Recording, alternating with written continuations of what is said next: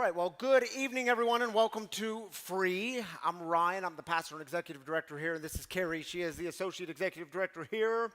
Welcome to all of you joining us online. We're glad you're part of this community. And just to give you all the reminder, this is a community for addicts, loved ones of addicts, and spiritual refugees. And what we do here is break the silence of addiction and create space for healing, recovery, and spiritual connection. And there's always one thing we don't do in this community. You can shout it out on the count of three. If you're at home, or maybe in your sober living house, or your living room, or wherever you are, shout it out. Make it awkward. On the count of three. 1, 2, 3. We don't do shame, but Carrie's going to tell you some things coming up soon. Lots of fun things. Yes. You know, I also forgot some things, so I'm also did? going to go off the cuff, and we Okay. actually don't have a flyer for it, but I know just bear with me, friends. All right. So if you are new with us, welcome. We're glad that you're here. Just outside of these doors, when we're done with service, find Kai. She's the one wearing the F fentanyl shirt in the green. She can get you hooked up with a welcome bag. Inside the welcome bag, you'll find some fresh roasted Wagon coffee. Wagon coffee just celebrated 5 years on Monday, so trust me, you want the sample. They're just amazing coffee with amazing women. You also can get some free swag, as well as our Connect card of how you get signed up for our newsletter. I just got asked before service, how do I volunteer here? That's a great way to volunteer. So get signed up to our newsletter, and then any volunteer opportunities that we have, we can actually send out so you'll get connected. This is the one, so before we go to the one that's on there, I want to talk about something that's happening tomorrow in the cafe. Zach emailed me and I totally forgot to put the flyer up. But anyway, tomorrow in the cafe, I don't have all of I think it's like 8 or 9 a.m. But the point is you can find this on our website under events, but they're doing a back to basics. It's a totally free workshop of the 12 steps all in one day. So if you have had no experience or you've had tons of experience in 12-step recovery, this is a great way to get a great overview. But there's been 40 to 60 people who sign up. The cafe is full, but it's a wonderful way to get through all the 12 steps, or even just to get a high level view of them all in one day. That's tomorrow in the cafe. I'm sorry I don't have the details off the top of my head. I have the image. I'll send it to you. Okay, but we can also, on our newsletter, on our website, go under events, and it's on the calendar. So you can always find that at freerecoverycommunity.com. So now back to your regularly scheduled programming, which is, the first one is All Saints Day. So on November 1st, it's a Saturday, we're on those two services, the 5 and 7 p.m. Since Free has started in 2018, we're going to be honoring all of those that we have lost to this disease. So if you have someone that you love, or someone that... 2018. What did I say? I thought you said 17. Did I mishear it? Maybe you said I don't know. You're messing around on your phone. I'm trying to text you I'm the just image. saying. Anyway, 2018, since Free started in the backyard. But anyone that you have lost to this disease of addiction, we'd love to honor them.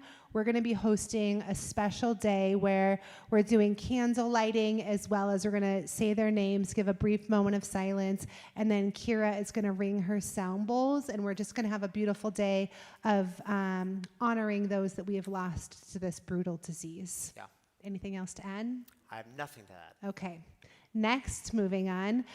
This is a fun one that Ryan and Claire, if you guys remember a couple months ago, I believe it was in December, maybe January, early January, Claire came and she was the guest preacher, and she interviewed her son, Will.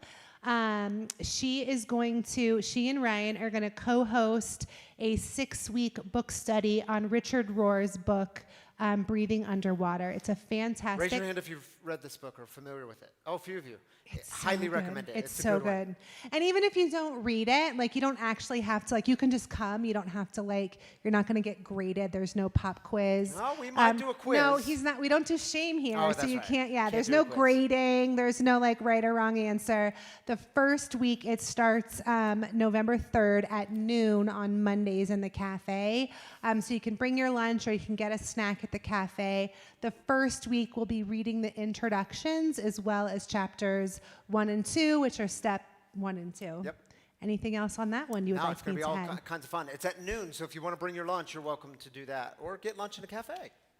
Didn't I just say that? I feel Did like you? you're not listening to me tonight, Ryan, but that's okay. Sometimes you got to repeat it.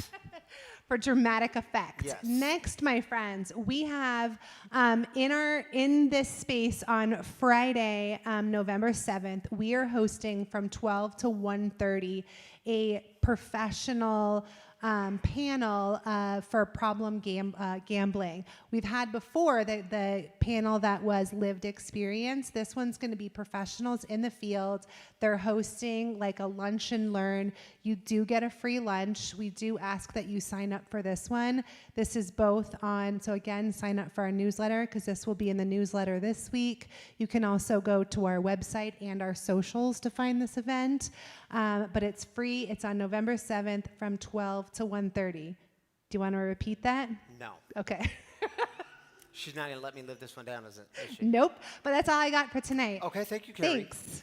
All right, y'all, the way we get started here on a Saturday night is with celebrations. We start with good. We lift up the good. It's actually a profound part of our time together that God joins with us in the celebrations, and we get to cheer and root for each other, celebrate one another.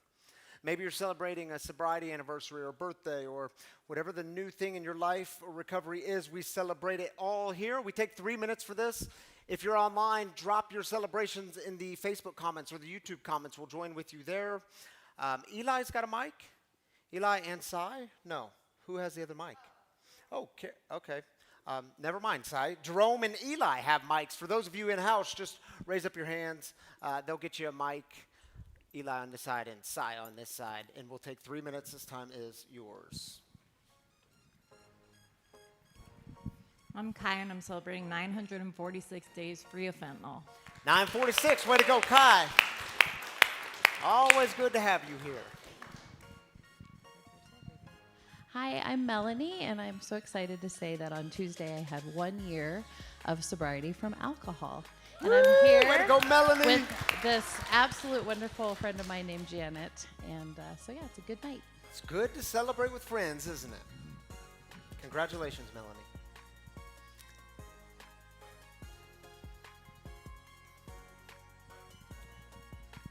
Other celebrations. Here we My go. name is Juan, and I got 47 days free of alcohol. All right, Juan. Way to go, man. Glad you're here. Happy 47 days.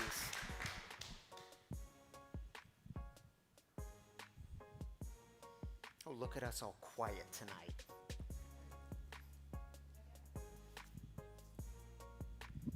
I'm just celebrating being here in person tonight. I've been watching since 2018, and it's just awesome to be here.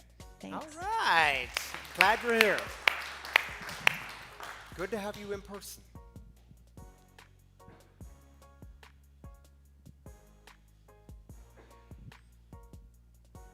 Any other small or big celebrations? Right in the front row. I just wanted to shout out to someone I think is watching because they couldn't be here. But my friend Alex and Sierra just had their baby yesterday. All right. And congratulations to that. Congratulations, Sierra and Alex, if y'all are watching. I'm celebrating 1 month of marriage. 1 month of marriage. Way to go, Elizabeth. I see you, Elizabeth. Happy 1 month anniversary. Mine's abstract, but I'm celebrating 141 days completely sober. All right, we'll celebrate that with you. Congratulations. We'll celebrate big time next week. That's a big deal. Anyone else? One in the back, all the way in the back. My name is Graham, and I'm celebrating 54 days clean today. All right. Happy 54 days, man. Glad you're here. That's a big deal, too.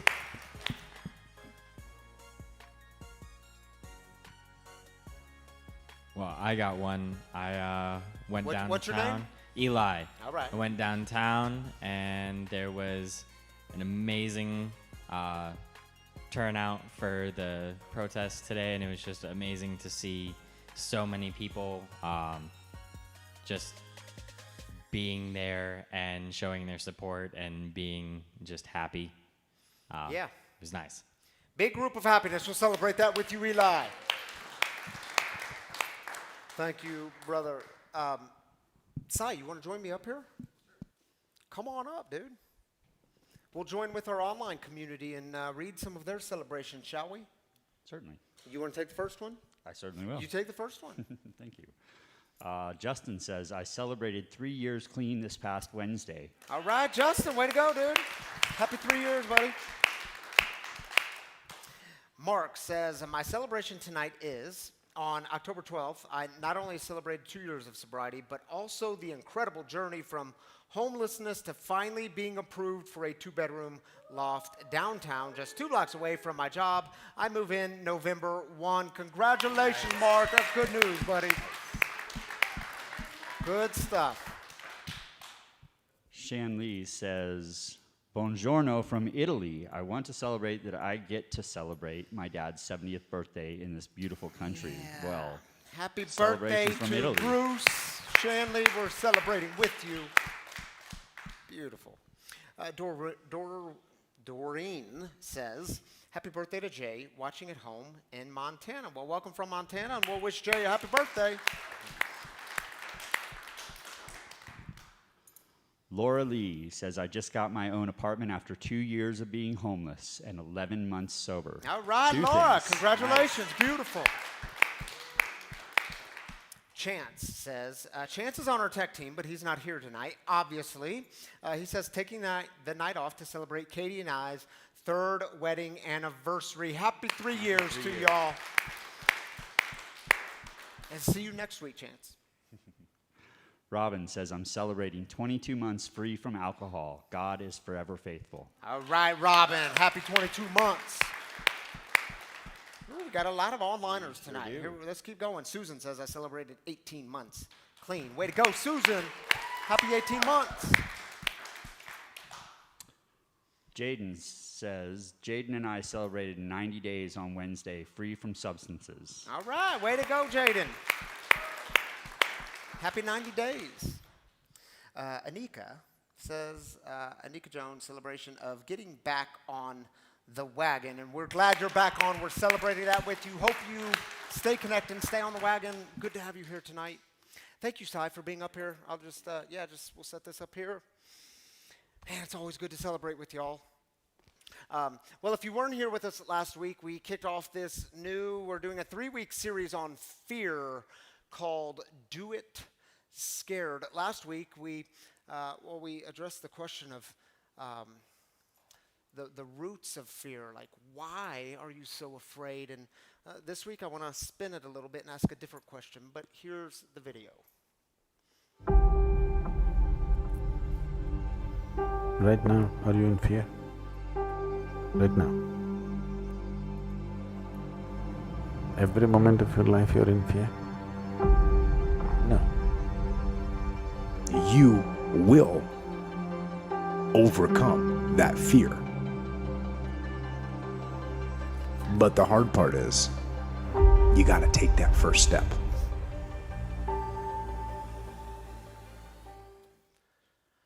So the question I was playing with this week as I was thinking about tonight was this question.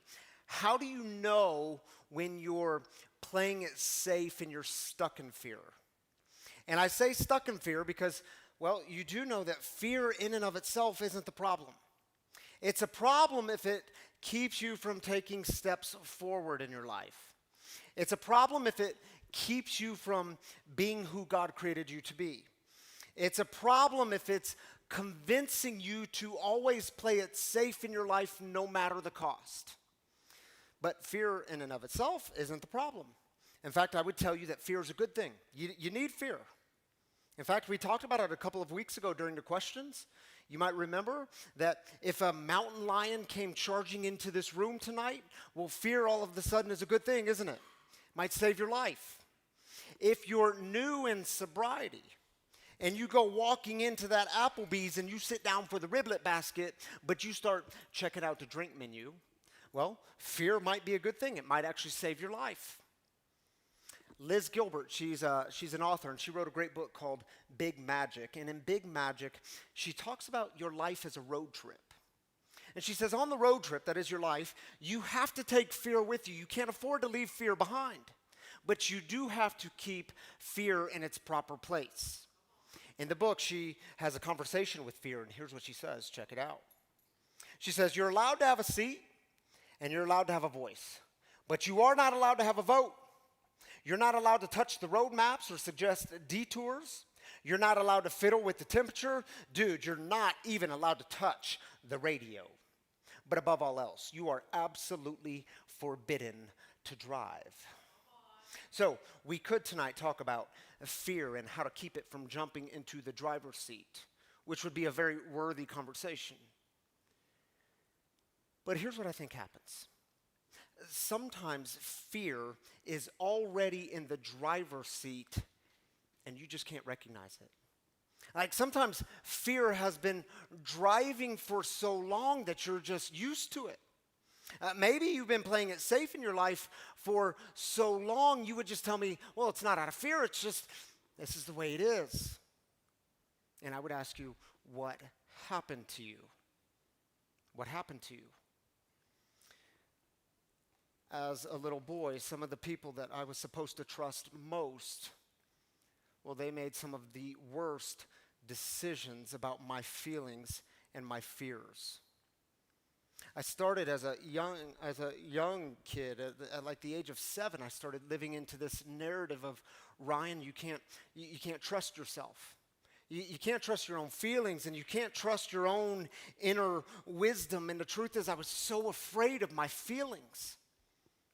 For years, I was afraid of my feelings, and what do you do when you live this way? When you're so afraid of your own feelings, you will slowly start to shut off life. You will slowly start to close the heart. And why? Well, because I'm not going to get hurt again. And at the time, I couldn't tell you, of course, that fear was driving my life. I would have just said, well, hey, you got to understand, this is what happened, and this is just the way it is. And then if you fast forward in life, when my brother died of this brutal disease of addiction, and at the age of 20, I picked up right where he left off. Well, I started living into this story, this made-up story of, well, I can't really trust God. Because you got to understand, God gives, but then God takes away. And God gives and then God takes away. And God gives and then God takes away. And the truth is, I was so afraid of loss. And what happens when you live that way, so afraid of loss? Well, you will slowly start to shut God out. And you'll slowly start to close down the heart. Why? Because I'm not going to get hurt again. And I stayed in that place in active addiction for a decade. And again, I couldn't at the time tell you that this was fear. I didn't know that until I got into recovery and started taking my fear inventory. I didn't know it was fear. I would have told you, well, this is just the way it is. This is what happened, and this is my plot in life. And then at the age of 18, when I started my college career, I went in with a very honest desire and passion, and even what I would tell you is a calling to be a pastor. But midway through my college career, I was just so jaded by life that I started playing it safe. And for the next 5 years, fear drove in my life. It prevented me from believing that I could actually be who God created me to be and do what God was calling me to do. And for 5 years, I was busy telling myself and telling everyone around me that I am not going to be a pastor, I will be a professor. Why? Because it was my way of playing it safe. Fear was driving my life. Why would I want to be a professor? Because if I could be a New Testament professor, that's what I wanted to be. Well, then I could talk about God, I could teach about God, but I could keep it all up here in academia, and I wouldn't really have to do life with God, and I certainly wouldn't have to do life with any of you.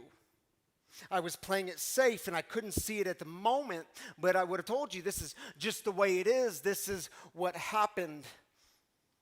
And I would ask you, what happened to you?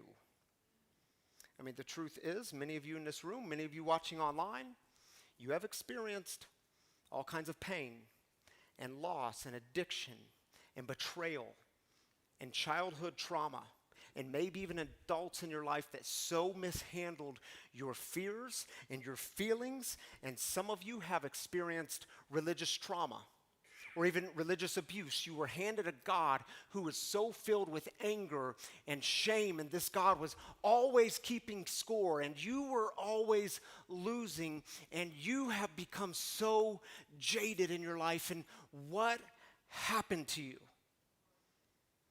I mean, how do you know? How do you know when you're stuck in fear and your life is always bending towards playing it safe? Well, I would encourage you to consider your belief systems. What have you come to believe is true? I mean, do you believe that, if we could get the slide, please? Do you believe that life is just a cruel hoax and the world is rigged against you? Do you believe that life is something to simply be endured but not really enjoyed? Do you believe, have you come to believe that God in the universe isn't good and there is no such thing as a real gift? And here's what I can tell y'all. If that is your starting place, if that is what you have come to believe as I did, then chances are you are stuck in fear and your life is constantly bending towards playing it safe. Did you know Jesus, he told one of the most fascinating stories in Matthew's gospel. And it comes at the end of Matthew's gospel. Very important, hold on to that. And I've never preached on this story, but I was rereading this story this week, and I thought, dude, this is the story. This like totally captures it, and it's a parable, and we've talked about parables here before. Parables are these short stories that Jesus would tell, and they would always turn things upside down. They would always point to who God is and what God is up to in the world. And as we read through a part of this parable, I want you to see if you find yourself in this story. Are you with me? Matthew chapter 25 goes like this. Again, and we're going to come back to that word, so hold on to it. Again, it will be like a man going on a journey who called his servants and entrusted his wealth to them. To one he gave 5 bags of gold, to another 2 bags, and to another 1 bag, each according to his ability. Then he went on in his journey. Now, let's just pause there for just a moment, because I want you to see. The story starts with boss man. We assume he's like the boss of this field. And we can also assume, if you're a bit fuzzy, that boss man represents God in the story. So boss man gives this like gift to his servants, entrusted them with large sums of money. And when he gives it to them, notice there's no requirements, there's no laid out expectations. It's just giving it to them, saying do something with it, and then he leaves perhaps on his road trip. Now, the first servant who received 5 bags, well, he had so much fun with this money. 5 bags of money, 5 bags of gold is what the parable tells us. He has so much fun, he goes off and he puts the money to work and he doubles that money. So now he's got 10 bags. And the second servant, he did the same thing. If we were to go on and read the story, he's given 2 bags, but he goes off, he has so much fun with this money, he ends up doubling the money. Now he's got 4 bags of gold. But then you get to verse 18. But the man who received 1 bag went off, dug a hole in the ground, and buried his master's money. That's interesting, isn't it? I mean, why would he do that? This free gift that was given to him, was he stuck in fear? Was he playing it safe? And isn't it interesting, when we are playing it safe, our tendency is to always hide it, always bury the gift. So then boss man gets back from his trip, and he's so excited to hear from them what they did. How much joy did y'all experience? And so the first servant comes up to him and he says, you're not going to believe it. I had so much fun. I put this money to work. I actually doubled it. I've got 10 bags of gold now. And the master, the boss man, looks at him and says, come share in my happiness. And then the second servant, he comes up, he says, man, same thing happened to me. I had so much fun with what you gave us, and I put that money to work, and I ended up doubling it, and now I have 4 bags. And boss man looks at him and says, come share in my happiness. Then the man who had received 1 bag of gold came.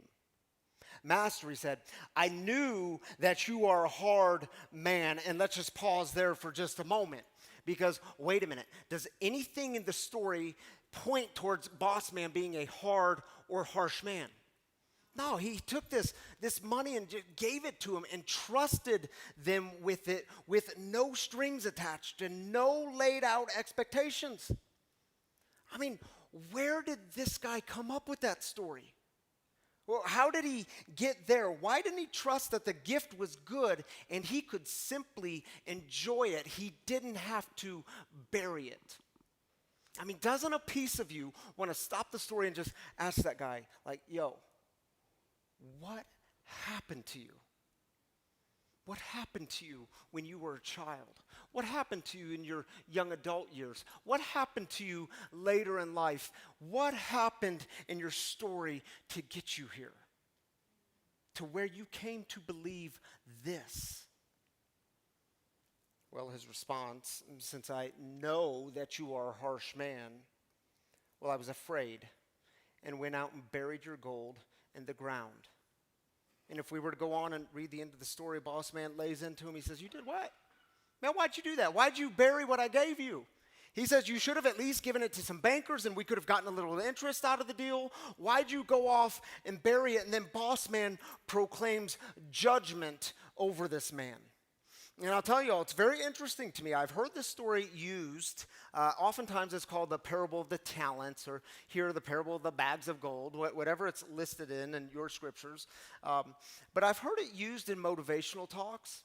And it's always used in such a way to say, you got to do more. You got to do more, more, more. You've been given a gift. You got to do more. I've also heard this story used in sermons, preached on, and it's generally used in very similar ways. You've been given this gift. You got to do more. You got to do more, more, more, or else God's going to get you. And yet none of that points to what this story is actually doing. This story is about the mystery of grace that is lurking just beneath the surface. And will the servants trust that, or will they cling to some other story? Will they trust what is good, or will they cling to some other story? The third servant who buried the gift. I mean, was he clinging to the story? Had he come to believe that life is just a cruel hoax and the universe is rigged against me? That life is just something to be endured but not really enjoyed? That God and the universe isn't good and there's no such thing as a real gift? And I'll tell you what else is very interesting to me. Remember that word again? That's how the story starts. So when you see that word, you got to back up and say, what's Jesus referring to? Well, right before this story, Jesus is talking about his own death. He's telling his closest friends, he says, listen, I know y'all don't understand this, but the whole thing is headed to Jerusalem where I'm going to be murdered, crucified on a cross. That's where the story is headed. And they're like, Jesus, please don't talk about that. Why you got to be so dark? He said, no, that's where the whole thing is headed. And then he launches into this story, and, well, that's kind of weird, isn't it? And maybe it's not so weird. I mean, have you ever sat with someone who was actively dying? And what are the things they talk about? I mean, in my experience, they're generally not talking about, hey, man, you never paid me back for lunch. Remember when I paid for lunch and you never paid me back? No, they're not talking about that. They're talking about what a gift it's been. Like my grandpa, who was my very best friend, called him Pawpaw. When he was diagnosed with pancreatic cancer and he was given just a couple of months to live, 69 years old, he talked about what a gift it's been. In fact, just a few weeks before he died, he and I, we got on a plane together and we flew out to San Diego to meet up with a friend of mine. And this friend of mine had arranged that we would go sailing in the San Diego Bay. And then later that night, this friend of mine, he took us up on this cliff in Point Loma overlooking the ocean, and he served us communion, and Pawpaw had tears running down his cheeks, and he was smiling, and I knew the physical pain he was in, but he talked about what a gift it's been. And some of you are wondering, well, why at the end of the story, if this man is already living in shame and he's already stuck in fear and he hides the gift that he's been given, why would judgment be proclaimed over him? And I would say, again, it's very interesting, isn't it, that we have been trained culturally to think about judgment as something in the future, but is it possible judgment is a very present reality? It's the here and now. In this man, he refused to trust that the story, the gift was good, that it actually was the way it was, that it's actually good. And isn't it true? Every time we put judgment on ourselves, every time when we take all the things that have happened, all the things that that we've been through, all the pieces of our story, the things that have happened to us, and then we begin to play it safe. We play small. We stop seeing our lives and everything in it as a gift, and therefore we are never truly able to enjoy the good gift. And see, my brothers and sisters, the truth is, you can play it safe. You can play small. You can bury the gift that is your life. But you do need to know there's a cost. And the cost is you might not ever fully enjoy the gift that was meant to be enjoyed. You might not ever fully live into who God was creating you to be. I mean, sometimes I think we have to change the story, change the starting place, cling to a different story. Trust that something else could happen. And you say, well, life is just a cruel hoax and the world is rigged against me. Really? Because I think we could make the argument that life is actually rigged in your favor. I mean, consider all the good. And yes, I do know bad things have happened. You have been through difficult things, and yet you might still have to change the starting place. Come back to the roots of the story. Remember the grace that you were given, that grace that lurks just beneath the surface, the same grace that got you into recovery. You might have to choose a different starting place. Remember the story? Do you know, I was talking to a buddy of mine just before the 5 o'clock service, and we were talking about relationships, and I was talking about marriage, and I was telling him that over the past 7 years, and I just say 7 years because it's like a marker in time for me. 7 years ago, we started Free back in 2018 in our backyard. So it's just a marker in time. Since 2018, Tammy, my wife, and I, we have experienced what I would tell you would be 2 very difficult seasons in our marriage. And just to alleviate any wonderings, no, there was no scandal.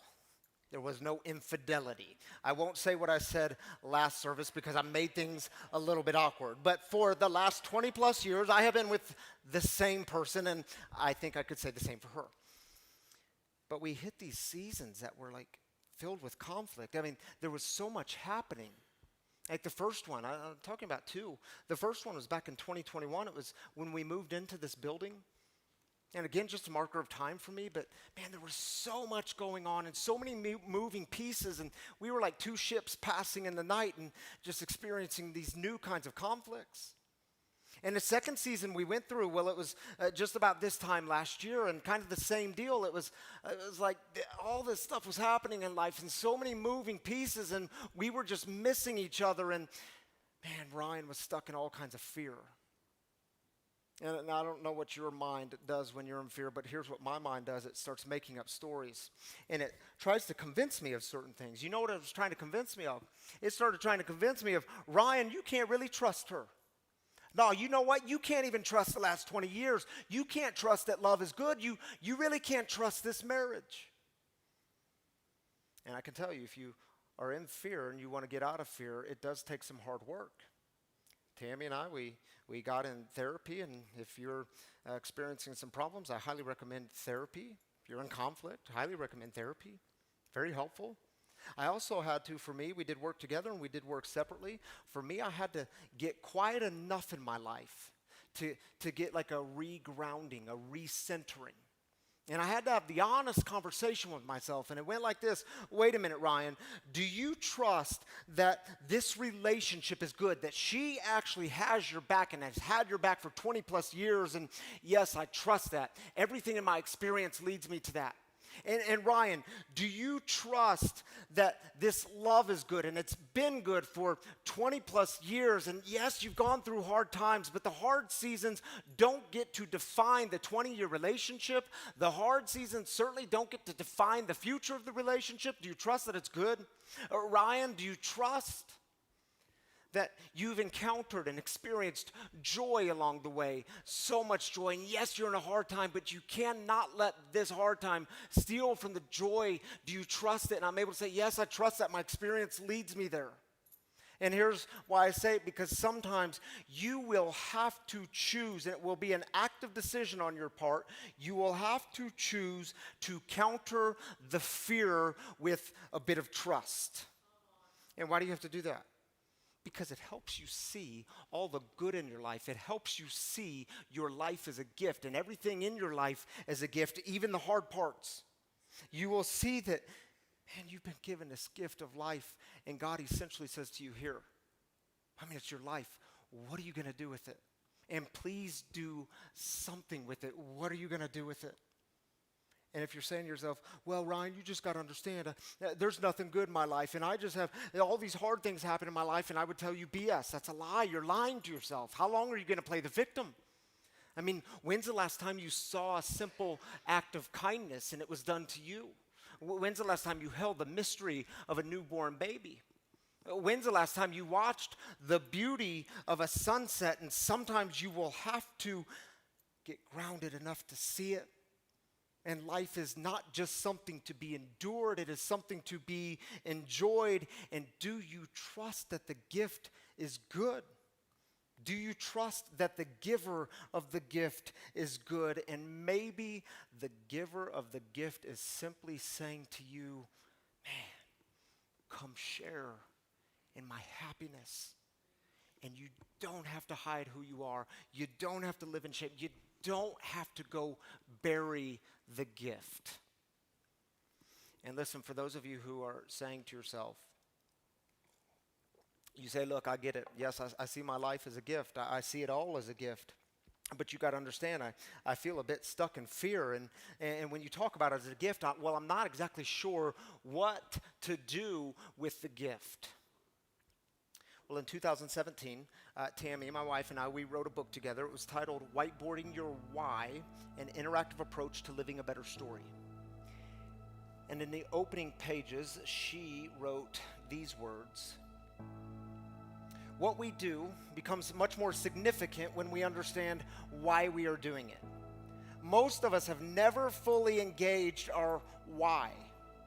We have never moved beyond the simplistic, not really wanting to go deeper notion.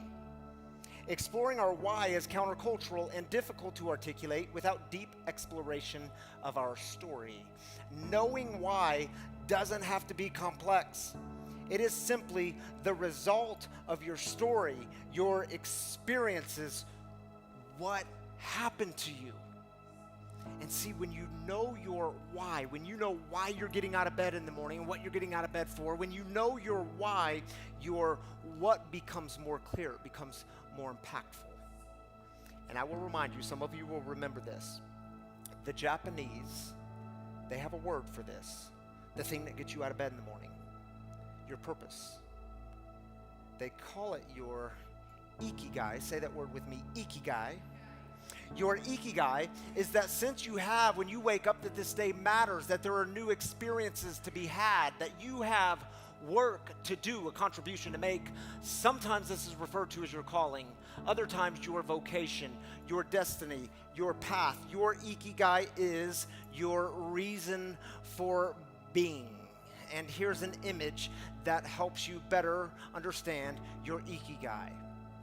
See, when the thing you love, when it comes crashing into the thing that you're good at, and then that all crashes into what are the world's deepest needs? Where can you meet these needs? Where's the world crying for you? When that all comes crashing together for, well, what can you actually get paid for? Because you do know you've got to pay the bills. You've got to put food on the table. When all of that comes crashing together, your ikigai is born. And maybe in that place, you hear God saying to you, dude, just come share in my happiness. You don't have to hide who you are anymore. You don't have to bury it. I just want you to enjoy it. Come share in my happiness. So here's what we'll do. We'll hear this song together. This song is called Be As You Are by Mike Posner. And I would invite you to simply take a moment and reflect. Reflect on what does it look like in your life when you're stuck in fear? When you're stuck in that mode of playing it safe? And what would it look like in your life to hear God saying to you, come share in my happiness? Take a moment and reflect.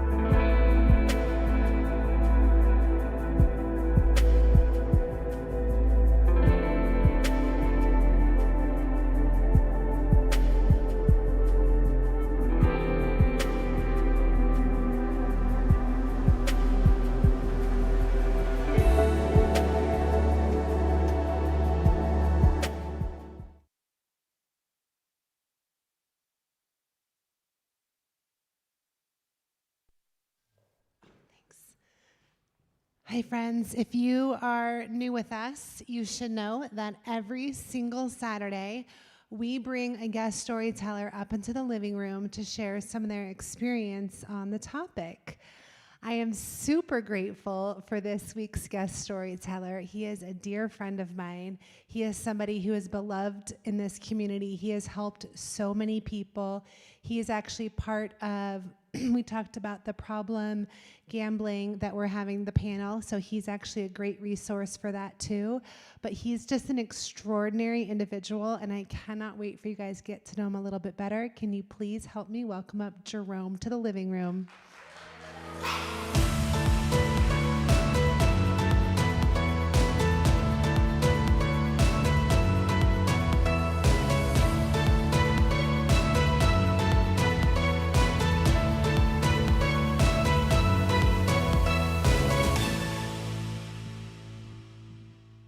Hi, friends.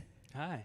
So I was saying, Jerome and I, he's actually one of my closest friends these days, and we have these conversations all the time, so I feel like now we just get to do it with the internet watching and you guys watching. So we're just going to pretend y'all aren't there, but welcome. Thanks. I was I took a lot of notes this time, Ryan. This is not something I usually do.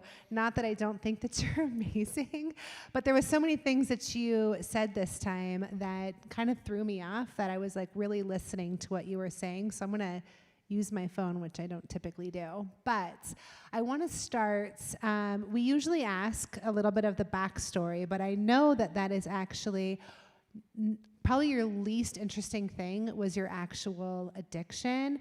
But if you notice up here, you're coming up on a pretty significant milestone coming up. We don't do frontsies here, but you are coming up on close to 10 years now.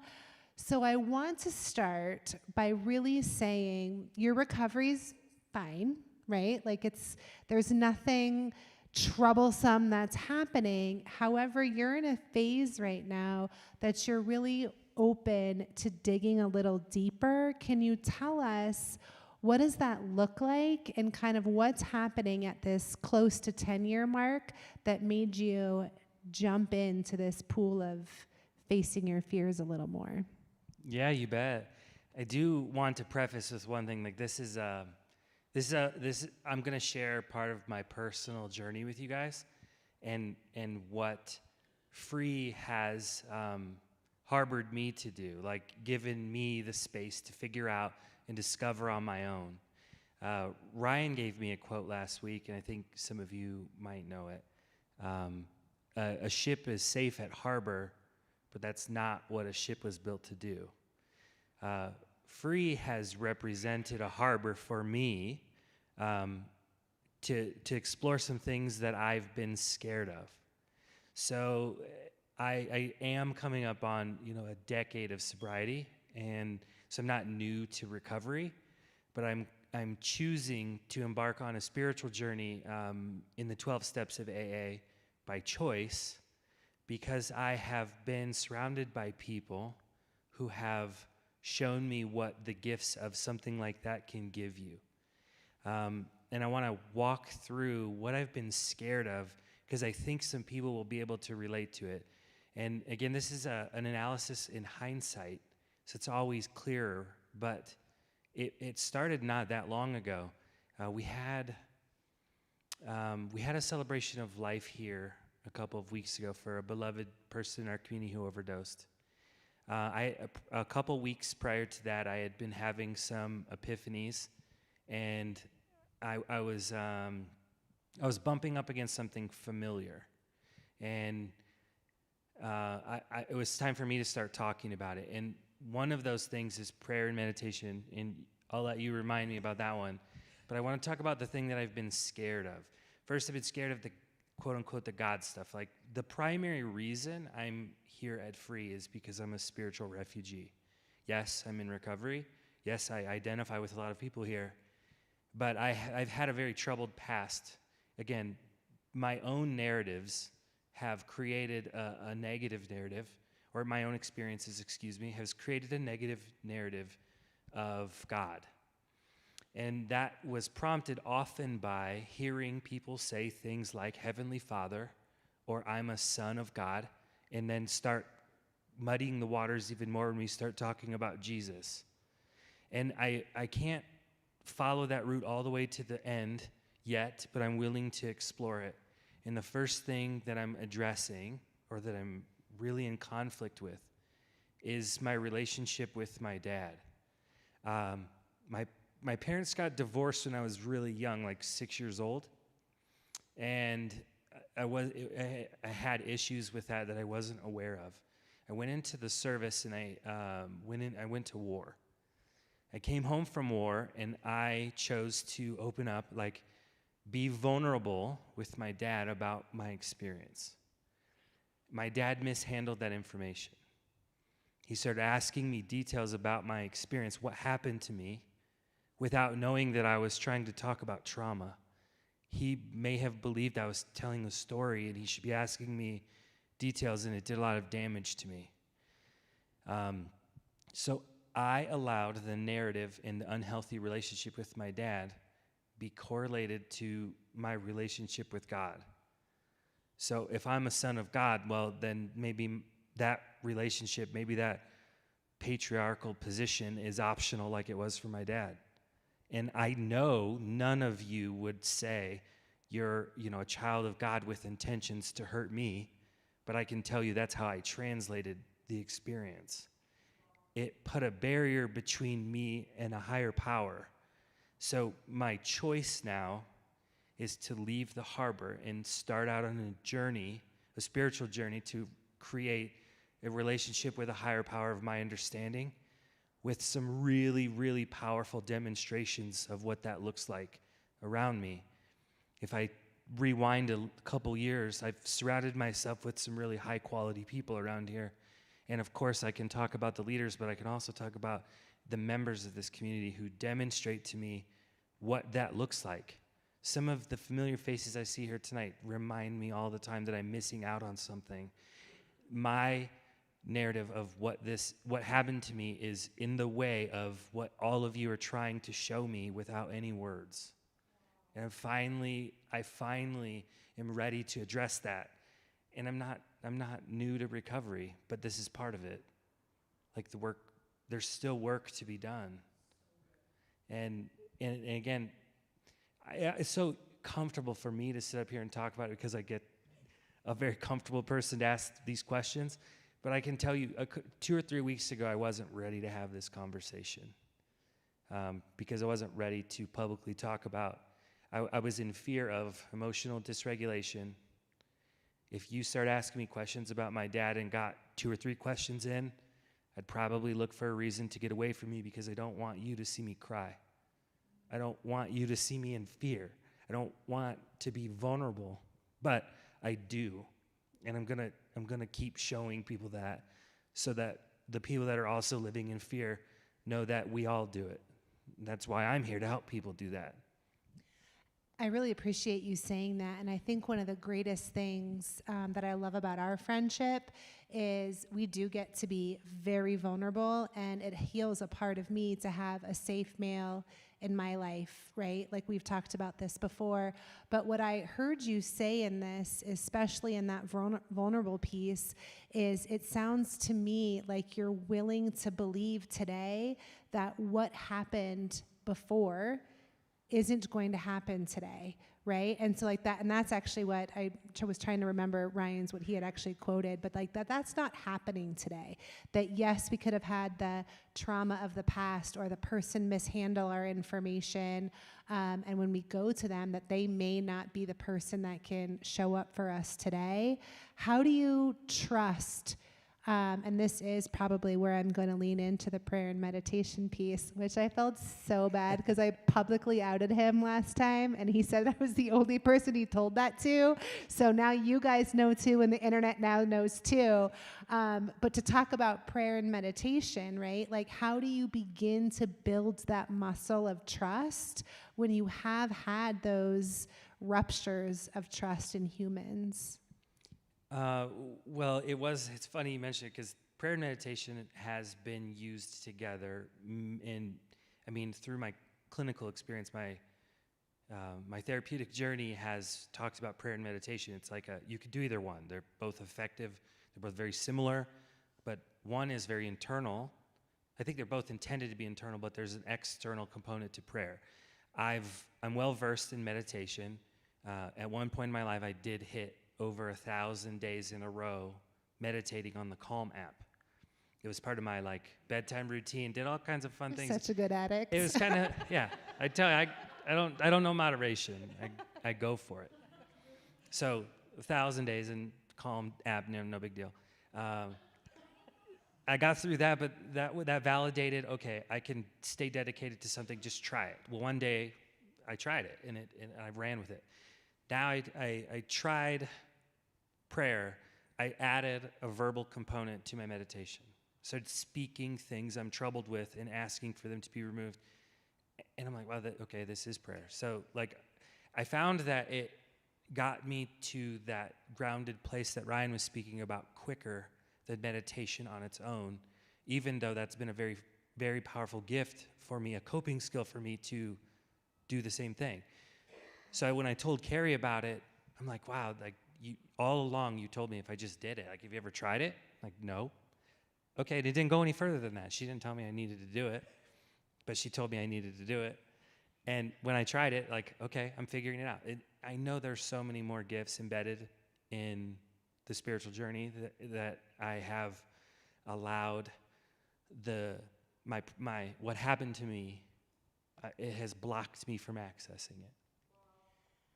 And then to ask a little bit more of the ikigai side of it all. So what is your why? What is it that makes you keep showing up? What is your why of your willingness to keep going further into figuring yourself out? Because a lot of people reach that and they're like, I'm good.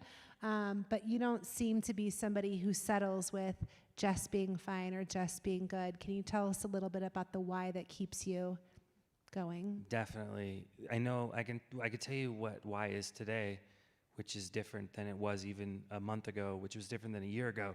So it's going to change again moving forward. But the why for me today is my life's experience has led me down a path of hiding or burying some simple facts that I'm an emotional person, I'm a very empathetic person, I'm an emotional man, and I know that those gifts are going to help me be a better person within this community and then the community bigger than that, in our culture, in the world.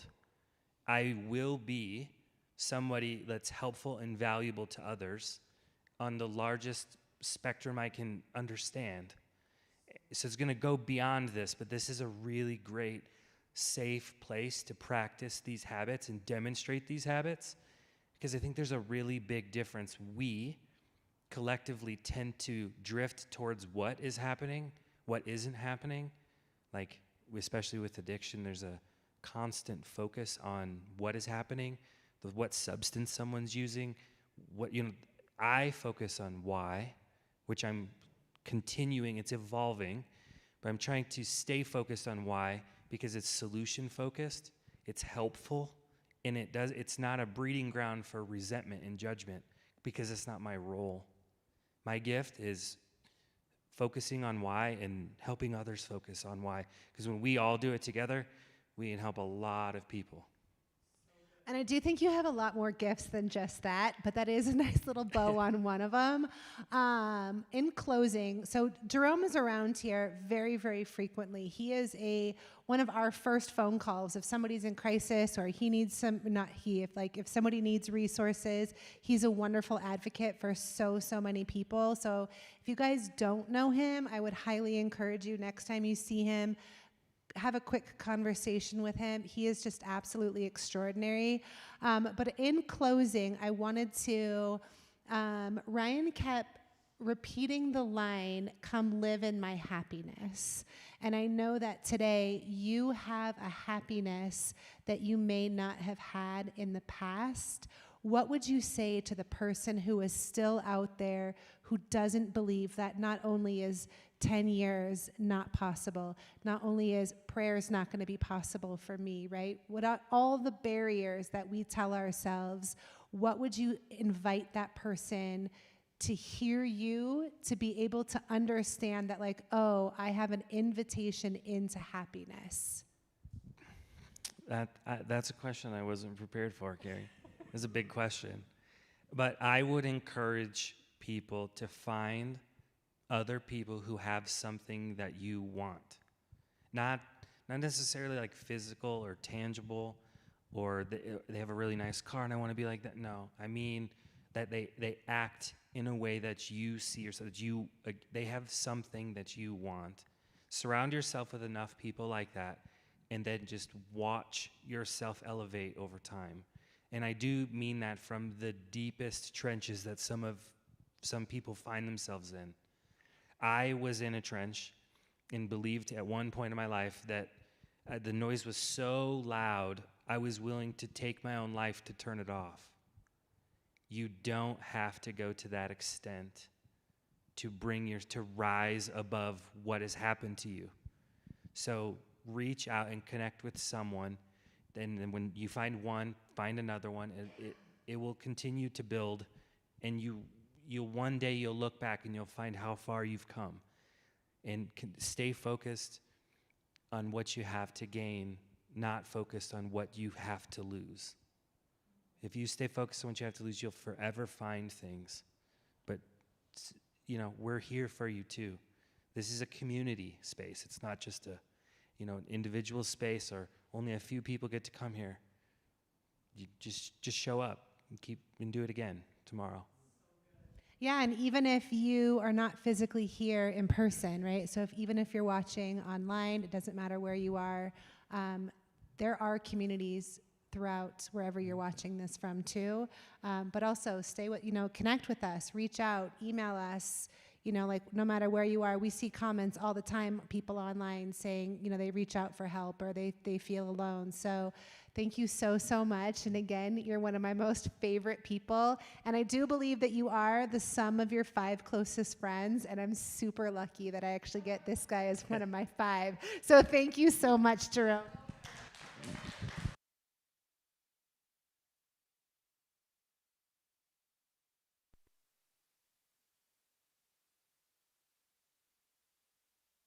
Thanks, man.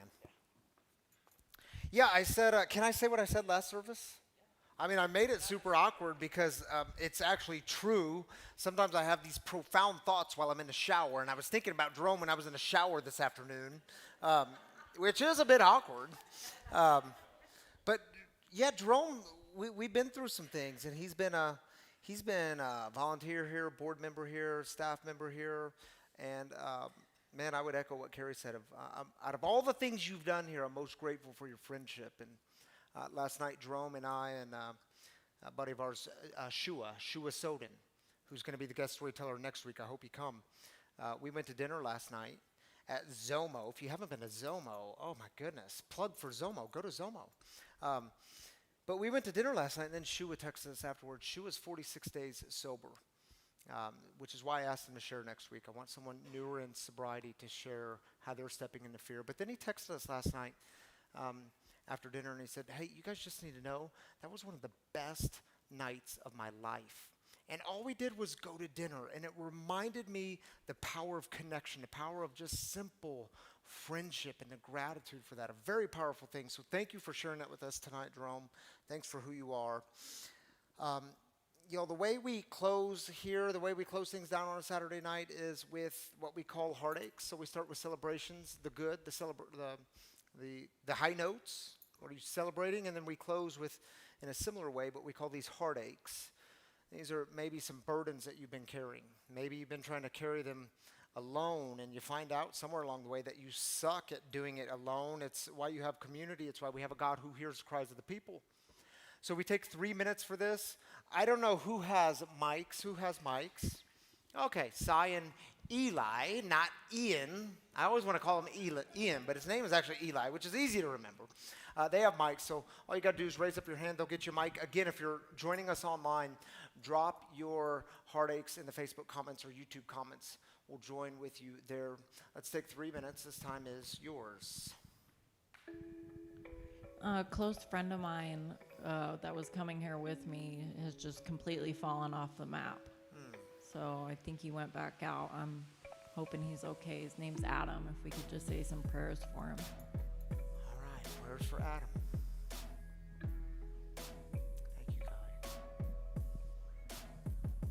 I would love it if you could pray for my neighbor, Annette, her family. She's somebody I never actually got the pleasure to meet, but unfortunately this past week, her body was discovered in her apartment from an overdose, and her family is going through hell right now. So I don't know her personally, but I'm praying for her, and I would love it if you guys could pray for her as well, and her family. Yeah, lifting up her family and everyone that loves her. Hi, this is Carrie again. I just wanted to pray for anyone who is out there in between services. I had a woman come up to me after the 5 o'clock who was struggling with sex and love addiction. And I know we started talking about problem gambling, and we've talked, obviously we talk about drug and alcohol very, very openly here, but I still think there's a huge stigma on talking about sex and love. And so if anyone out there is struggling, know that there is a community behind you that you don't have to stay silent about these. Like, there's somebody in this community that can help you with those things too. Yeah. Thank you for that, Carrie. Yeah.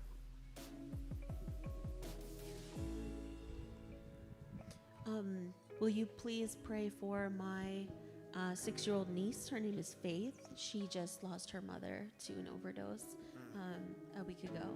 So if you could please pray for her, and to pray to keep her father strong in his recovery. Thanks. Yeah. Prayers for them.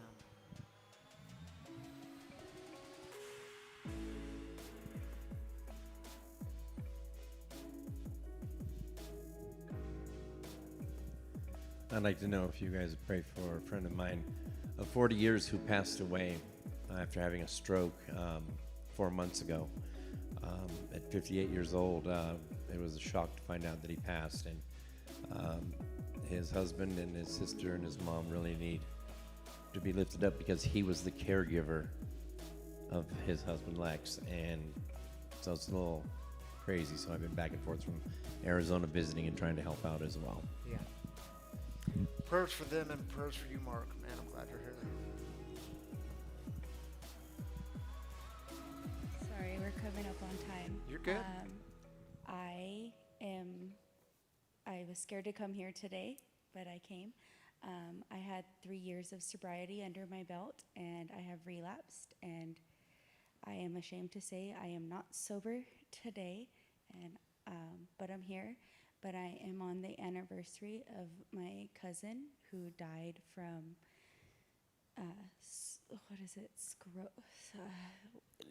the liver thing. Cirrhosis. Cirrhosis, Mm-hmm. there you go. What I'm struggling from too. And she left 5 kids behind, and she's coming up on her anniversary, and then her husband died right after her a week later. So I'm struggling with that and my relapse, and I'm really scared to be here, and I don't know why I shared, but I'm here so I glad am. you did. What was your name? My name's Nia. Nia. I'm glad you're here. Thank you for stepping into your fear and coming tonight. Yeah, I have my friend to thank for that. So Yeah, thank you, friend. she It's has good to a have lot good of friends. years of sobriety. Yeah, we're actually going to celebrate that. So glad you're here. Mark, do you want to come up here and join me? Can you grab Eli's mic? Thank you, Eli and Cy. Man, sometimes it just hits me, Mark, that we hear some nights more than others a lot about fentanyl overdose. It's still happening. It's still taking our friends. Yes. And this dude has 2 years clean. Is it this week, 2 years? 12th of October. 12th of October, 2 years clean. And Kai's always celebrating with us, and I'm so glad she does. And I just want to, let's clap for Kai. And I point this stuff out to say we've got to remember the good, coming back to the good in the story. And I got to share with you all this story, because last service, and I got a picture with her after the 5 o'clock service. She comes up to me before the service. She's standing by the T-shirts out there. By the way, we have all new hoodies and shirts coming in the next couple weeks. We have already placed the order. They'll be here soon. But she's like, dude, I need an F-fentanyl shirt. And I was like, God, that's the only one we have left. And I'm looking in the back. I said, I don't see one. We've got more coming. And I said, this is really important to you. She said, yeah. Why? She says, because I died this week. I'm like, what do you mean you died? You're here. You didn't die this. No, I died this week. I believe she said, I'll get the facts, Narcaned 14 times, brought back to life, and she's here. And she's like, dude, can I get a T-shirt or not? And I'm like, they're coming. You just got to come back. But man, there's like all this life being held in the tension of death, and that's why we do celebrations and why it's so good to have you here, Mark. Well, 2 years ago, Yeah, I I died. know. I was thinking of you. I died at the day that I got into recovery. 18 hours, I was put in precipitated withdrawal. Yeah. And my heart stopped. I was supposed to be coming here. Yes. That next night on Friday, never made it. But the following week, which is now our 2 years now. Yeah. Me coming here, and yeah. Which is why New Life is one of our Yes. values here. Grace, compassion, love, and forgiveness. These are the things that set us free, and they are always freely given by God. Absolutely. And you are a walking miracle of New Life, and so many of you in here are. It's a beautiful thing. Yes, Shall we join our online people? Sorry, online. I went on a tangent. Let's join our online people for some heartaches.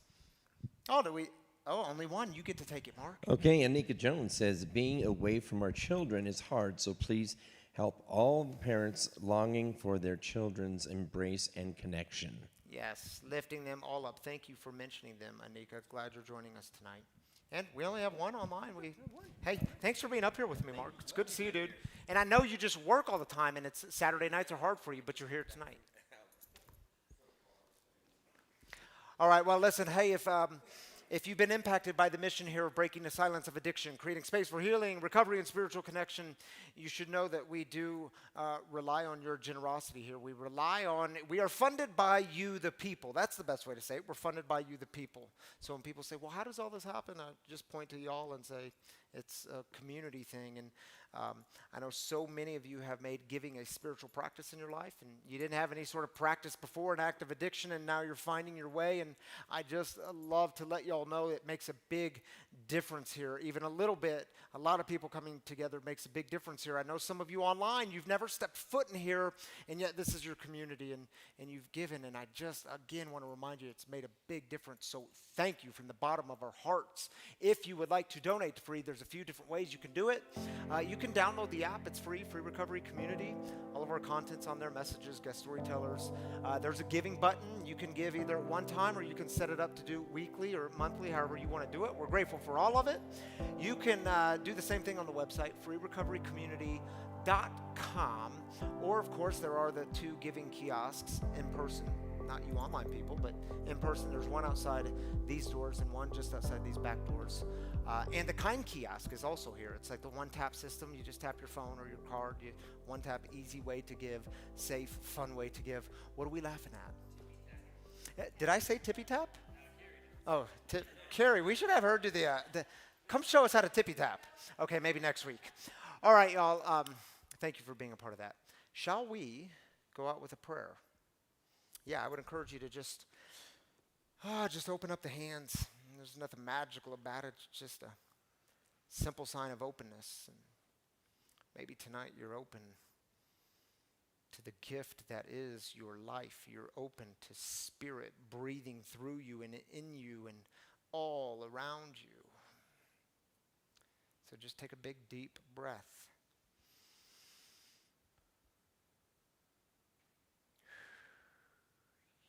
Breath was a gift. And then the one you just took after that, that was a gift too. It's all just a gift. If you don't know the St. Francis prayer, well, it's a good one. It's on your screen. We'll pray it together. It goes like this. Lord, make me an instrument of your peace. Where there is hatred, let me sow love. Where there is injury, pardon. Where there is doubt, faith. Where there is despair, hope. Where there is darkness, light. Where there is sadness, joy. O divine Master, grant that I may not so much seek to be consoled as to console, to be understood as to understand, to be loved as to love. For it is in giving that we receive, it is in pardoning that we are pardoned, and it is in dying that we are born to eternal life. Amen, and grace and peace to you all. See you next time.